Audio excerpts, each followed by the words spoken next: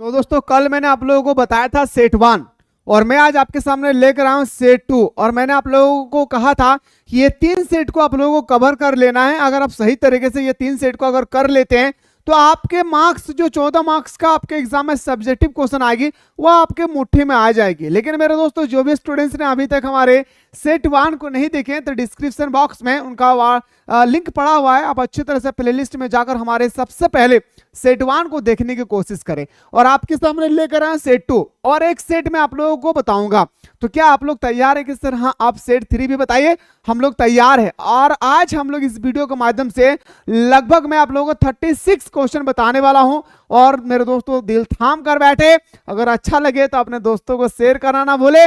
उम्मीद करता हूं मेरे भाई आप लोग बहुत अच्छे तरह से तैयारी कर रहे होंगे।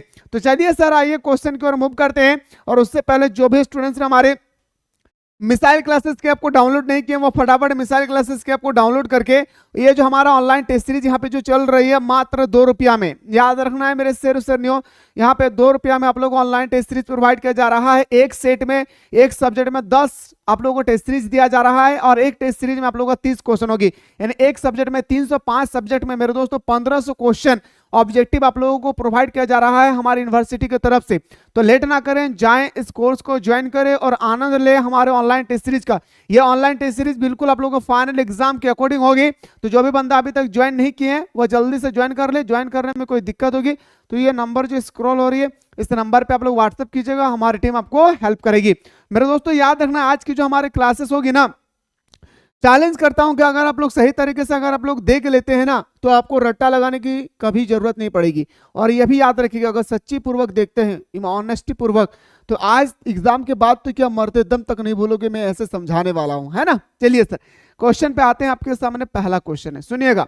पहला क्वेश्चन है सर कि संविधान सभा द्वारा प्रारूप समिति का गठन कब किया गया था? तो बताएंगे सर संविधान सभा द्वारा प्रारूप समिति का गठन 29 अगस्त 1947 को किया गया था। अपने कॉपी पे एकदम नोट डाउन कर लीजिए ये सारे क्वेश्चन को, ठीक है। चलिए देखिए संविधान सभा द्वारा प्रारूप समिति का गठन कब किया गया था? 29 अगस्त 1947। और प्रारूप समिति का अध्यक्ष कौन है? तो बताएंगे सर भीमराव अंबेडकर। कौन हो जाएगी? बताएंगे सर भीमराव अंबेडकर। कानून मंत्री कौन है? भीमराव अंबेडकर। ये सारे क्वेश्चन को याद रखना है। दूसरा क्वेश्चन है सर उद्देश्य प्रस्ताव कब और किसने प्रस्तुत किया है? तो पंडित जवाहरलाल नेहरू ने 13 दिसंबर 1946 को प्रस्तुत किया। याद रखना किसने भाई? तो बताएंगे सर उद्देश्य प्रस्ताव हमारा कब पेश किया गया था? तो हमारा संविधान की दूसरी बैठक में पेश किया। हमारा पहली बैठक होती है 9 दिसंबर 1946, दूसरी बैठक होती है 11 दिसंबर 1946 और इसके ठीक 2 दिन के बाद हमारा प्रारूप समिति का गठन किया जाता है। चलिए सर अगला क्वेश्चन पे हम लोग बढ़ते हैं। अगला क्वेश्चन है सर कि किस रियासत के प्रतिनिधि संविधान सभा में सम्मिलित नहीं थे? मैंने बताया था भाई कि 2 रियासत थे, एक हमारा जूनागढ़ था और एक हमारा हैदराबाद था। मैंने बताया था कि अगर आपके एग्जाम में आ जाए तो आप हैदराबाद का ही नाम इंडिकेट करेंगे क्योंकि यह सबसे ज्यादा थी और सबसे बड़ा भी था, यहाँ की आबादी भी बहुत ही ज्यादा थी। वही कह रहे सर हैदराबाद रियासत के प्रतिनिधित्व संविधान सभा में सम्मिलित नहीं थे, याद रखना है, ठीक है। अगर आपका दूसरा नाम पूछ लिया जाए तो बताएंगे सर हमारा जूनागढ़। क्वेश्चन नंबर नेक्स्ट पे आते हैं सर कि स्वतंत्र भारत के प्रथम प्रधानमंत्री कौन थे? स्वतंत्र भारत के प्रथम प्रधानमंत्री हमारा पंडित जवाहरलाल नेहरू। स्वतंत्र भारत के प्रथम शिक्षा मंत्री अबुल कलाम आजाद। स्वतंत्र भारत के प्रथम राष्ट्रपति डॉक्टर राजेंद्र प्रसाद। स्वतंत्र भारत के प्रथम उप प्रधानमंत्री सर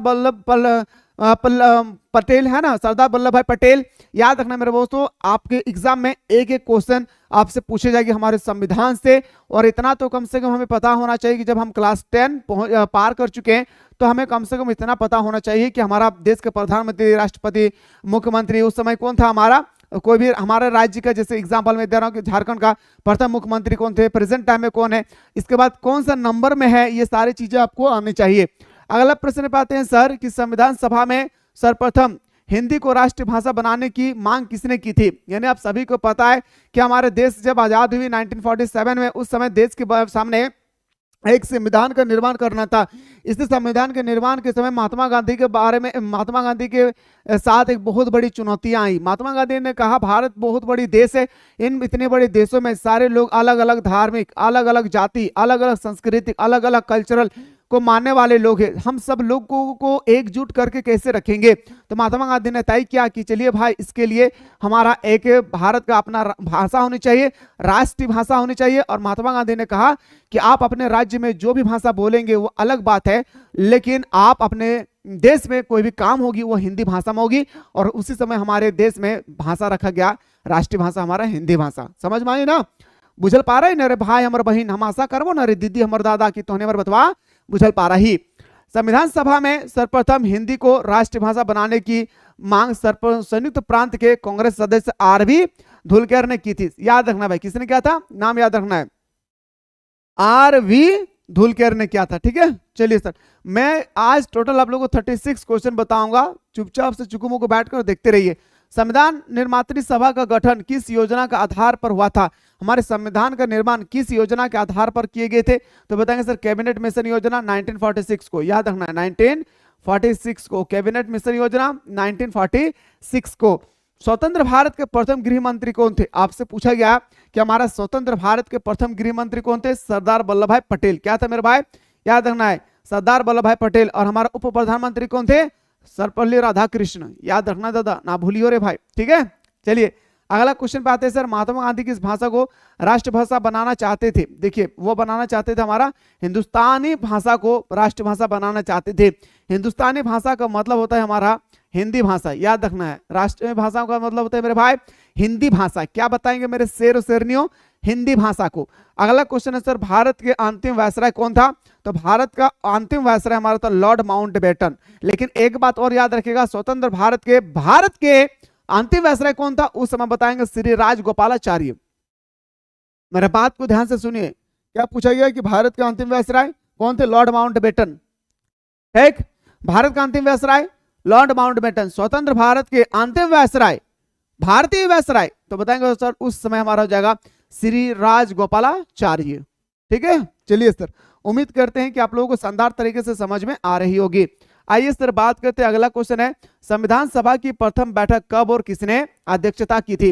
संविधान सभा की पहली बैठक होती है हमारा 9 दिसंबर 1946 को, डॉक्टर सचिदानंद सिन्हा, जिससे हम लोग बोलते हैं अस्थायी अध्यक्ष। क्या बताएं मेरे भाई, अस्थायी अध्यक्ष इनको बोलते हैं। क्या बोलते हैं, इसको हम लोग अस्थायी अध्यक्ष के रूप में जानते हैं। लेकिन ठीक इसके 2 दिन के बाद, यानी 9 दिसंबर के 2 दिन बाद हमारा होता है 11 दिसंबर 1946 को। क्या बताएंगे सर, 11 दिसंबर 1946 को हमारा अस्थायी अध्यक्ष, याद रखना है, क्या मेरे शेर शेरनियों, अस्थायी अध्यक्ष डॉक्टर राजेंद्र प्रसाद को बनाया जाता है। किसको, डॉक्टर राजेंद्र प्रसाद को अस्थायी अध्यक्ष नियुक्त किए जाते हैं। ये बात भी आपको याद होनी चाहिए। अगला क्वेश्चन पे आते हैं sir, my experiment with truth किसके आत्मकथा है। थोड़ा सा यहाँ पे आप थोड़ा एक बात और ध्यान रखिएगा, हमारा पार्लियामेंट से कुछ इंपॉर्टेंट बातें मैं बता रहा हूँ, उसको थोड़ा सा आप लोग गौर करेंगे। ठीक है, कुछ इंपॉर्टेंट चीजें मैं बता रहा हूँ। देखिए ये क्वेश्चन एक्चुअली पूछे जाते हैं, इसलिए मैं बता रहा हूँ। भारत में अगर आपसे पूछा जाएगा कि लघु संविधान संशोधन किसे कहा जाते हैं, तो बताएंगे सर 42वें संविधान संशोधन। संविधान एकदम लिख लीजिए अपनी कॉपी में, पूछेगा संविधान संशोधन, संशोधन एकदम लिख लीजिए अपनी कॉपी में, धन। 42वें संविधान संशोधन को क्या कहा जाता है, मिनी कॉन्स्टिट्यूशन, यानी लघु संविधान। लघु संविधान, लघु संविधान, याद रखना। अगर आपसे पूछा जाएगा कि 42वें संविधान संशोधन को कब लागू किया गया था, तो बताएंगे सर 1976 को। पहला क्वेश्चन। अगर आपसे पूछा जाएगा कि हमारे भारतीय संविधान के अनुच्छेद कितना है, तो बताएंगे सर 395 प्लस, 395 से अधिक।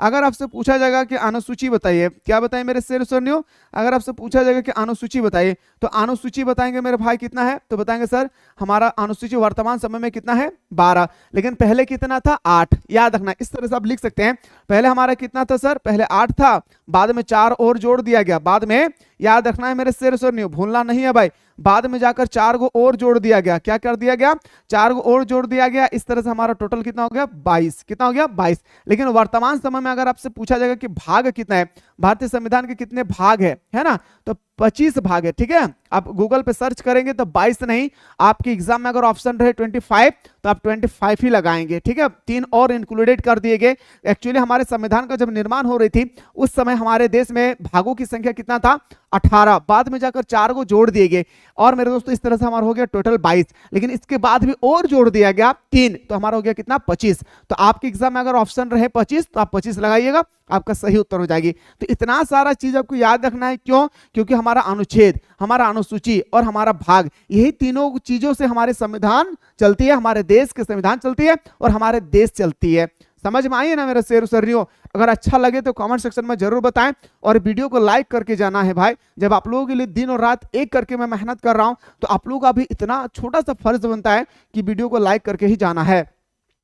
अगला क्वेश्चन पे आते हैं सर कि माय एक्सपेरिमेंट विथ ट्रूथ किसकी आत्मकथा है? तो बताएंगे sir my experiment with truth Mahatma Gandhi की आत्मकथा है। किसकी आत्मकथा है? महात्मा गांधी। अब हमें आप लोगों को खिलाफत आंदोलन के बारे में कुछ बातें बता रहा हूं, इसको ध्यान से सुन लेना भाई, ठीक है। देखिए मेरे भाई, खिलाफत आंदोलन किसके द्वारा शुरू किया गया था? तो खिलाफत आंदोलन मोहम्मद अली और शौकत अली के द्वारा शुरू किया गया था। किसके द्वारा? तो बताएंगे सर मोहम्मद अली और शौकत अली के द्वारा हमारा स्टार्ट किया गया था क्या? खिलाफत आंदोलन। लेकिन एक बात और याद रखिएगा कि जो हमारा भारत छोड़ो आंदोलन है वो कब हुआ था? 1942 को। अगर आपसे पूछा जाएगा कि बताइए मेरे भाई महात्मा गांधी द्वारा पहली बार किया गया आंदोलन कौन सा था? तो 1917 में। कौन सा आंदोलन? चंपारण का आंदोलन। याद रखना, चंपारण का आंदोलन। एक एक चीज को याद रखना है। देखिए क्वेश्चन जरूरी नहीं है कि आपके एग्जाम में यही क्वेश्चन आ जाए, हो सके कि ये क्वेश्चन ना आए और आपसे ये क्वेश्चन पूछ लिया गया। इसलिए आप लोगों को मैं बार बार कहता हूं कि वीडियो को कभी भी आप लोग स्किप ना करें। बिना स्किप किए अगर देखेंगे ना तो समझने में मजा कुछ और ही आती है भाई। अगला क्वेश्चन देखिए, गांधी जी ने असहयोग आंदोलन किस वर्ष शुरू किया? आपसे पूछा गया कि गांधी जी ने असहयोग आंदोलन कब शुरू किया गया? 1920 में शुरू किया था, लेकिन वापस कब लिया था? तो बताएंगे सर महात्मा गांधी ने हमारा वापस ले लिया था असहयोग आंदोलन को। क्यों? 1922 में। क्यों लिया था? चोरी चौरा कांड में। याद रखना, चोरी चौरा कांड कब हुआ था? चोरी चौरा कांड कब हुआ था लिख लेंगे आप लोग अपने कॉपी पे। 4 फरवरी 1922 को हमारा चोरी चौरा कांड होती। कब होती है मेरे शेर सुनियो? 4 फरवरी 1922 को हमारा होता है चोरी चौरा कांड। क्या होती है? 1922 में होती है हमारा शेर सुनियो चोरी चौरा कांड। याद रखना, भूलना नहीं है भाई। पूर्व स्वराज्य का प्रस्ताव कांग्रेस के किस अधिवेशन में कब और पेश किया गया था? तो पूर्व स्वराज्य का प्रस्ताव लाहौर अधिवेशन 1929 में पेश किया गया था। कब किया गया था? 1929 में पेश किया गया था। एक क्वेश्चन यहाँ पे बहुत ही इंपॉर्टेंट बनती है जो आप सभी को सुनना चाहिए। क्या सुनना चाहिए? अगर आपसे पूछा जाएगा कि प्रथम गोल मेज सम्मेलन, एक बार ध्यान से देखेंगे, सम्मेलन अगर आपसे पूछा जाएगा प्रथम गोल मेज सम्मेलन कब हुआ था तो बताएंगे सर 1930 में, ठीक है।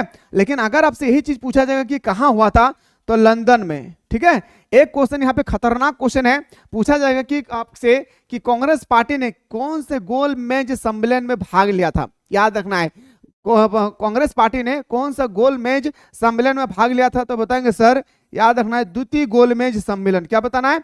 द्वितीय गोलमेज सम्मेलन 1931 में भाग लिया था। ये डेट को याद रखना है। साथ ही साथ ये भी याद रखना है कि दूसरा गोलमेज सम्मेलन में हमारे कांग्रेस पार्टी ने अध्यक्षता की थी, यानी भाग लिया था, ठीक है। ये क्वेश्चन बहुत ही इंपॉर्टेंट था, आप सभी विद्यार्थियों को ये आना चाहिए, क्योंकि देखिए एग्जाम में क्वेश्चन कहीं भी पूछे जा सकते हैं। मैं बार बार आप लोगों को कहता हूं कि आप लोग इस बार 40 में 40 ला कर दिखाना है। 30 मार्क्स का ऑब्जेक्टिव, 10 मार्क्स का वेरी शॉर्ट क्वेश्चन। 1 मार्क्स नहीं घटना चाहिए। अगर 1 मार्क्स अगर आपके एग्जाम में घट जा रही है तो इसका मतलब आप ये जान लीजिएगा कि आपने मिसाइल क्लासेस की यूट्यूब चैनल को सही तरीके से आपने नहीं देखा है भाई। इस बात को गारंटी देता हूं कि जितना मैं बता रहा हूं कोई नहीं बताएंगे, पूरा डिप्ली के साथ बताता हूं। और ये भी याद रखिएगा, ये मैं नहीं बता रहा हूं, बोल रहा हूं मैं, पर बुलवा रहा है कोई और। आप सभी को पता होगा कि मेरा यूनिवर्सिटी के साथ क्या है, कनेक्टिविटी है, पता होगा शुरू से भी, नहीं पता तो जान भी लीजिए। वही क्वेश्चन हमें प्रोवाइड करते हैं, तब जाके मैं आप लोगों के सामने पेश कर पाता हूं। समझ में आ रही है ना? वो क्वेश्चन मुझे देते हैं, मैं मेरे स्टाफ से टाइपिंग करवाता हूं, तब जाकर आप लोगों के सामने ये प्रस्तुत हो पाती है, ठीक है ना? समझ में आ रही है ना भाई? चलिए सर अगला क्वेश्चन पे बढ़ते हैं। अखिल भारतीय कांग्रेस पार्टी की स्थापना किसने की? बस एक बात कहूंगा, कसम से कह रहा हूं कि इतना मेहनत कर रहा हूं कि जिसका कोई अनुमान नहीं लगाया जा सकता है ना, जिसका कोई मोल नहीं है, जिसका किसी भी तराजू में तोल नहीं है। समझ में आ रही है ना? इतना मेहनत करता हूं भाई, रात 12-1 बज जाती है सिर्फ ये नोट्स तैयार करने बताने में। बस मेरे दोस्तों मैं चाह रहा हूं कि हमारे झारखंड एक दिन ऐसे मुकाम पर पहुंचे जहां पे गरीब से गरीब बच्चा का अपना सपना पूरा हो सके। सबके मन में है कि हम झारखंड पुलिस की तैयारी करें, हम झारखंड पुलिस का जॉब करें, सब चाहते हैं कि हम रेलवे का जॉब करें, लेकिन उससे पहले हमारा सबसे पहला होता है क्या, सबसे इंपॉर्टेंट बात आती है हमें क्लास 12 क्लास 10 को पास करना है, हमें ग्रेजुएशन को पास करनी है, तब जाकर हम लोग फॉर्म अप्लाई करते हैं, फिर हम लोग तैयारी करते हैं। तो तैयारी भी जबरदस्त तरीके से कराई जाएगी मेरे दोस्तों। आप लोगों को कमेंट डिस्क्रिप्शन बॉक्स में न्यू हमारा यूट्यूब चैनल का लिंक पड़ा हुआ है, उस यूट्यूब चैनल को सब्सक्राइब जरूर कर लीजिएगा। वहां पे हमारा कंपटीशन का क्लासेस चलते हैं जो आपको क्लास 12 के बाद बहुत ही काम आने वाले हैं। तो अखिल भारतीय कांग्रेस पार्टी का स्थापना किसने की थी, तो अखिल भारतीय कांग्रेस पार्टी का स्थापना A.O. ह्यूम कब किया था, तो बताएंगे सर 28 दिसंबर, याद रखना 28 दिसंबर 1885 को। पता है मेरे भाई, एक क्वेश्चन ना यहां से खतरनाक पूछा गया था। क्या पूछा गया था कि कांग्रेस के संस्थापक A.O. ह्यूम का पूरा नाम क्या है। समझ में आ रही है ना विनोद, कांग्रेस के संस्थापक A.O. ह्यूम का पूरा नाम क्या है, पुराना नहीं, पूरा नाम क्या, फुल नेम।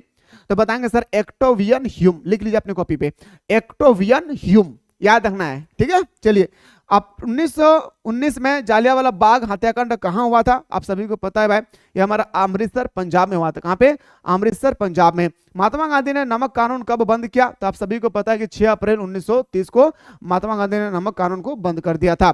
भारत छोड़ो आंदोलन कब शुरू हुआ था, भारत छोड़ो आंदोलन हमारा 1942 में शुरू होती, कब होती है, 1942 में शुरू होती है। और इसी समय महात्मा गांधी ने कहा, एक नारा दिया था, क्या नारा दिया था पता है, कि करो या मरो, जो होगा सो देखा जाएगा। चलो इस इंसान को हम लोगों को खदेड़ना है यहां से। और मेरे दोस्तों सारे लोगों को उन्होंने इकट्ठा किया और भारत छोड़ो आंदोलन उन्होंने शुरू किया। एक बात और याद रखिएगा, सारे जहां से अच्छा हिंदुस्तान हमारा किसने दिया था, मोहम्मद इकबाल ने। याद रखना है मेरे दोस्तों, एक एक क्वेश्चन का जो नारा है ना, नारा जय जवान जय किसान का नारा किसने दिया था, लाल बहादुर शास्त्री ने। जय जवान जय किसान जय विज्ञान का नारा किसने दिया था, अटल बिहारी वाजपेयी। नारा को याद करना है मेरे दोस्तों, कहीं से भी कोई क्वेश्चन आए इस बार छोड़कर नहीं आना है, क्योंकि आपका एग्जाम सिर्फ आपके हाथों पे है, ये दोबारा आपको लौट कर आने वाला नहीं है। ये रिजल्ट आपकी तैयारी को पूरे साल भर के मेहनत को तय करेगी, इसलिए रिजल्ट जो आपके बनेगी ना, वो रिजल्ट इतना शानदार बनना चाहिए जो देखने वाले भी आप पर नाज करे कि बंदा ने क्या मेहनत किया है। भाई समझ में आई ना। चलिए सर अगला क्वेश्चन पे आते हैं। सर दांडी यात्रा किसके द्वारा शुरू किया गया था, सभी को पता है मेरे शेर सुनिए, नमक कानून जो हमारा शुरू हुई थी। एक क्वेश्चन आया था कि नमक कानून एक्चुअली हम लोग शुरुआत कहां किए थे, साबरमती आश्रम में। कहां पे, साबरमती आश्रम कहां पे, कौन सा राज्य में, गुजरात में। दांडी यात्रा कब और कहां शुरू हुआ था, तो बताएंगे सर 12 मार्च हमारा 1930 को साबरमती आश्रम से शुरू हुआ था। 12 मार्च 1930 को साबरमती आश्रम में शुरू हुआ था, 12 मार्च 1930 को शुरू हुई थी। आप पैसेंस बनाकर रखिए मेरे भाई, ठीक है, एक क्वेश्चन का हिसाब चुकाना है।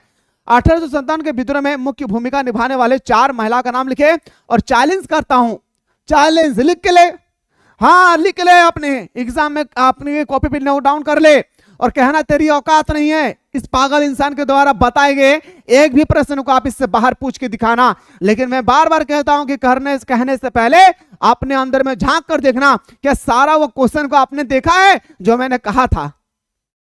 सबसे इंपॉर्टेंट बात बनती है भाई, समझ में आई ना, बुझल पा रहे ना रे हमारे भाई हमारे बहन।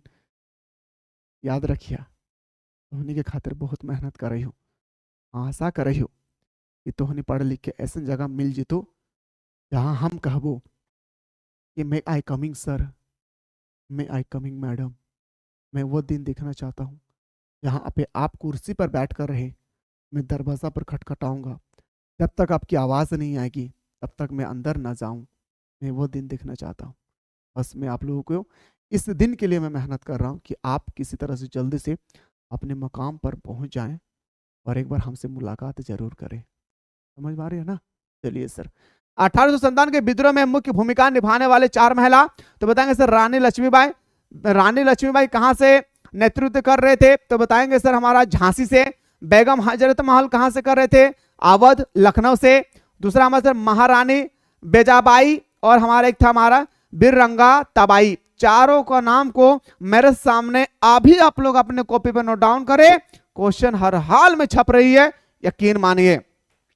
लॉर्ड डॉल्हौजी ने हड़प नीति के तहत किन किन राज्यों को अपने अधीन में किया था? सबसे पहला तो ये याद रखना चाहिए कि हड़प नीति किसने शुरू किया था? किसने शुरू किया था हड़प नीति?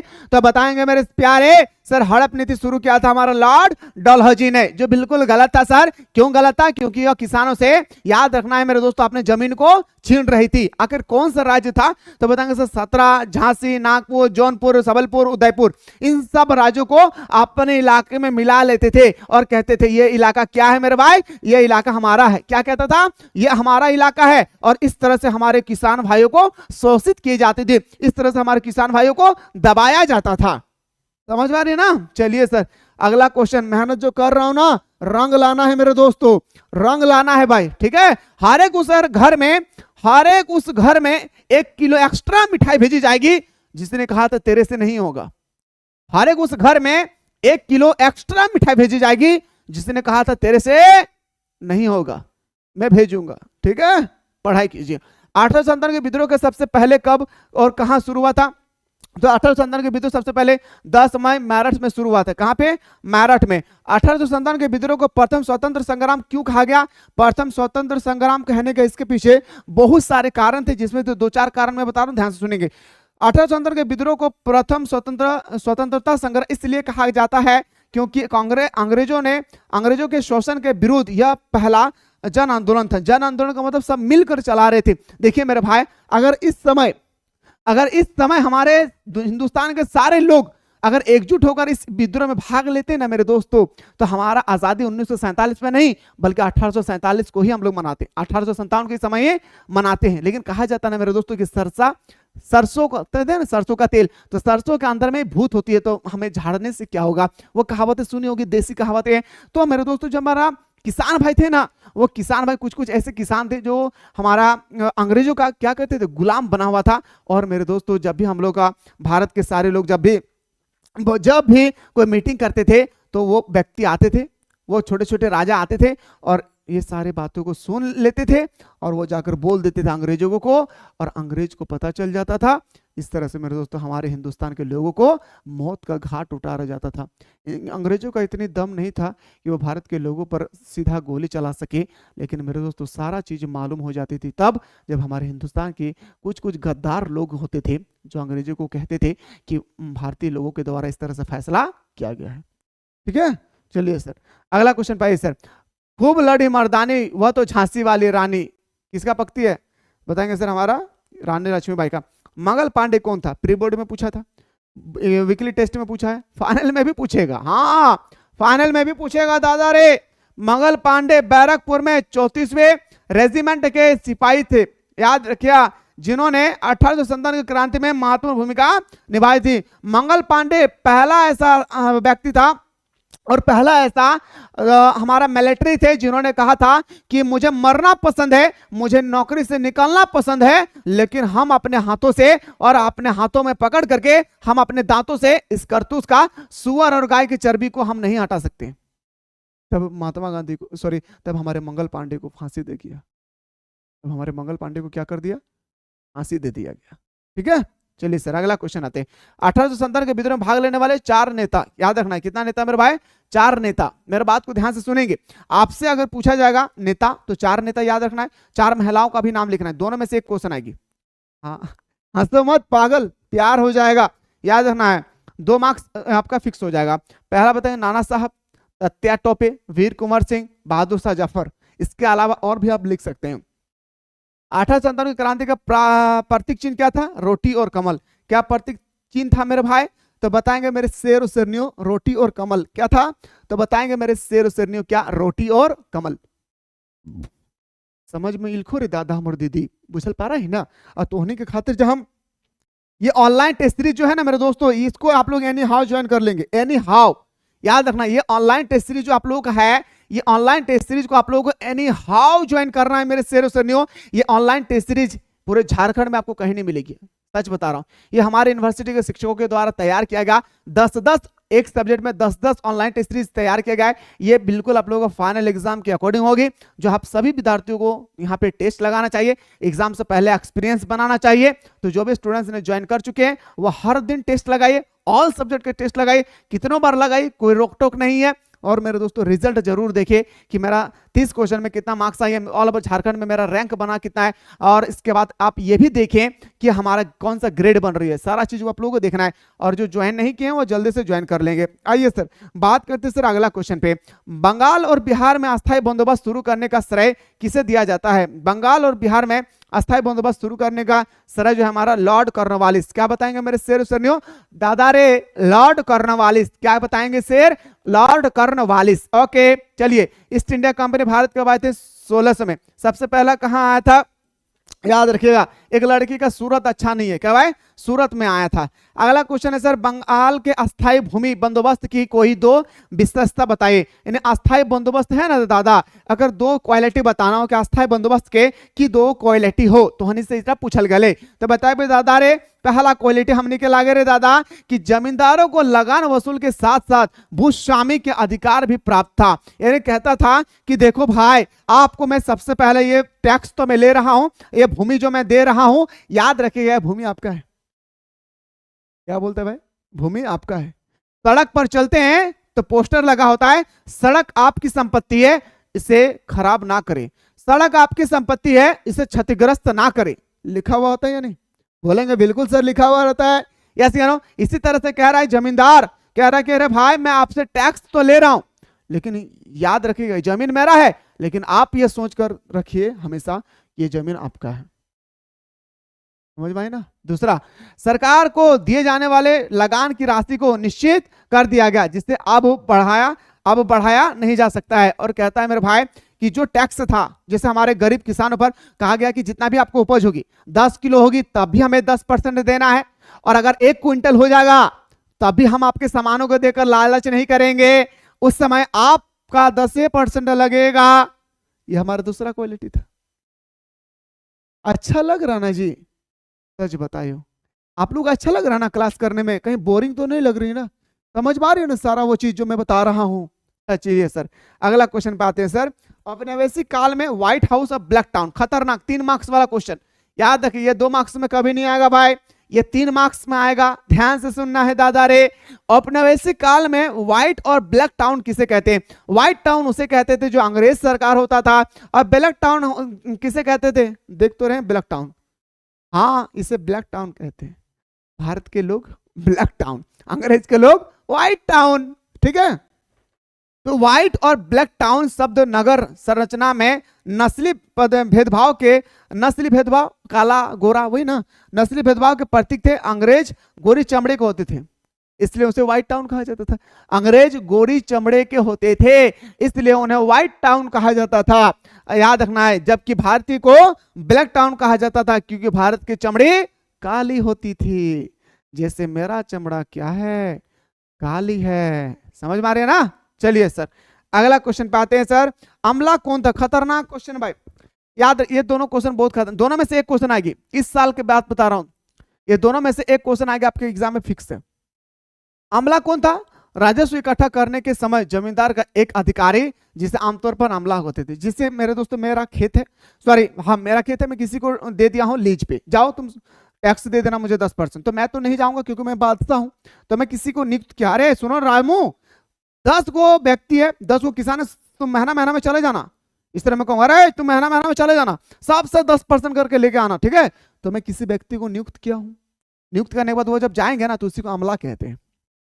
समझ में आई ना? चलिए, बुनकर कौन था?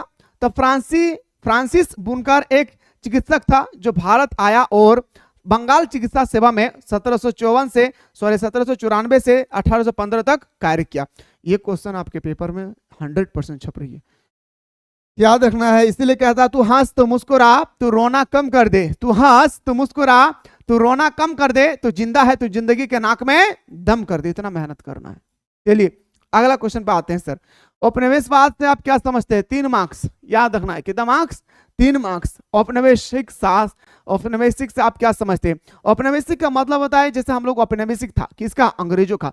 जब कोई कमजोर देश, एकदम मेरे लैंग्वेज पे ध्यान देंगे, बोर्ड पर ना देखे, अरे मेरा पे ध्यान दो ना, बोर्ड पर ध्यान दे रहे हो, इधर ध्यान दो। जब कोई कमजोर देश, जब कोई ताकतवर देश किसी कमजोर देश पर जाकर कब्जा जमा लेते हैं और वहां के सारे संपत्ति को अपना संपत्ति बना लेते हैं, इससे हम लोग उपनिवेशवाद कहते हैं। समझ में आई? नहीं समझ में आया? सुन लीजिए एक बार।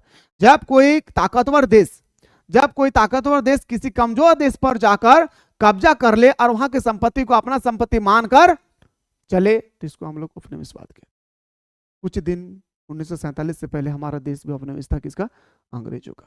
आइए, उपनिवेशवाद एक ऐसी प्रक्रिया है जिसके अंतर्गत औपनिवेशिक राष्ट्र उपनिवेश के आर्थिक, प्राकृतिक तथा मानवीय संसाधनों का प्रयोग अपने हित के लिए करता है और अपने इन उद्देश्यों की पूर्ति के लिए इन राष्ट्रों पर अपना नियंत्रण स्थापित करता है।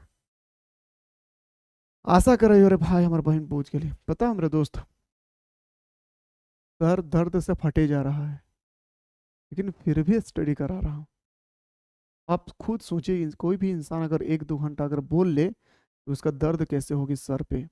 और मेरा काम है कि मैं सुबह 6 से लेकर रात 11 बजे तक कंटिन्यू स्टडी कराता हूँ। आप लोग सिर्फ सोचेंगे कि सर आप class 12, class 1, class 11, class part 1, part 2 को पढ़ाते हैं, ग्रेजुएशन को पढ़ाते हैं। जी नहीं, हमारे यहाँ पे क्लासेस चलती है RPF, BSF, CSF, army, railway, समझ में आ रही है ना, झारखंड पुलिस, झारखंड उत्पाद सिपाही, ये सारी क्लासेस चलती है। और मेरे दोस्तों, जब आप इतना क्लास लेंगे तो कहीं ना कहीं सर तो दुखेगी ना, लेकिन फिर भी मैं चाहता हूँ कि मेरा एक एक सांस सिर्फ आप लोगों के लिए कुर्बान हो। जब आप लोगों के लिए मैं इतना मेहनत कर सकता हूँ तो आप लोगों का भी एक फर्ज बनती है कि आप भी ज़्यादा से ज़्यादा लोगों तक पहुँचाएं इस वीडियो को और बताएं कि झारखंड में कोई एक पागल इंसान पैदा हुआ है जो कह रहा है कि कम से कम पैसा मैं पढ़ाऊँगा, मात्र 300 से 400 रुपये में पूरा 12 महीना रगड़ के तैयारी करवाऊँगा, वो भी ऑनलाइन क्लास में सुबह शाम दोनों टाइम पे। जब आप लोगों के लिए इतना मेहनत कर रहा हूँ तो कम से कम आप लोग भी इतना बताएं अपने आने वाले जनरेशन को। बताएंगे ना? सपोर्ट करेंगे ना? मैं उम्मीद करूँ ना कि सपोर्ट करेंगे आप लोग। जो बंदा सपोर्ट करेंगे कमेंट सेक्शन में जरूर बताएं। चलिए सर, अगला क्वेश्चन हमारा सेट 3 में यहीं से मैं स्टार्ट करूंगा। आयन अकबर कितने भागों में बांटा गया है, मैं सेट 3 में यहीं से स्टार्ट करूंगा। देखता हूं कितना बंदा है जो सेट 3 के लिए तैयार है। फिलहाल हम लोग बात करते हैं नेक्स्ट वीडियो में। तब तक लोग स्वस्थ रहें, मस्त रहें और पढ़ाई में व्यस्त रहें।